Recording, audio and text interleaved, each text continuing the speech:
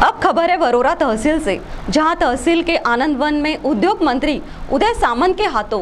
कौशल्य विकास व प्रशिक्षण केंद्र की इमारत का भूमि पूजन किया गया। तो चलिए नजर डालते हैं इस खबर पर।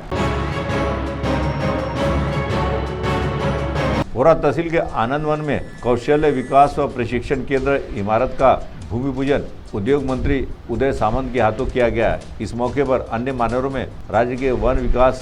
सांस्कृतिक कार्य मंत्री तथा जिले के पालक मंत्री सुधीर मुनगंटीवार, जिलाधिकारी विनय गौड़ा, डॉक्टर विकास आमटे, सचिव महारोगी सेवा समिति आनंद वन, डॉक्टर कौस्तुभ विकास आमटे, विधानसभा प्रमुख रमेश राजूरकर आदि मान्यवर मंच पर उपस्थित थे। महाराष्ट्र शासन के महत्वाकांक्षी प्रकल्पों में से एक कौशल्य विकास और प्रशिक्षण केंद्र योजना है, जिसमें केंद्र और राज्य सरकार ने समाज के सुशिक्षित बेरोजगार युवक युवतियों को केंद्र तथा राज्य शासन के विविध औद्योगिक क्षेत्रों में कार्य कुशलता हो, साथ ही ग्रामीण महाराष्ट्र का चेहरा मोहरा बदलने की क्षमता तथा प्रधानमंत्री के सपनों का कुशल भारत बनाने के लिए इस योजना का काफी महत्व है। ऐसा प्रतिपादन इस मौके पर उद्योग मंत्री उदय सामंत ने किया। साथ ही पालक मंत्री सुधीर मुनगंटीवार ने अपने मनोगत में आनंद वन में आज तक के किए गए समाजभिमुख कार्यों का गौरव किया। कार्यक्रम स्थल पर विधानसभा प्रमुख रमेश राजूरकर के प्रमुख नेतृत्व में प्रवीण सातपुते, शहर अध्यक्ष भाजपा भद्रावती मधुकर सावनकर तथा अन्य प्रकल्पग्रस्त किसानों ने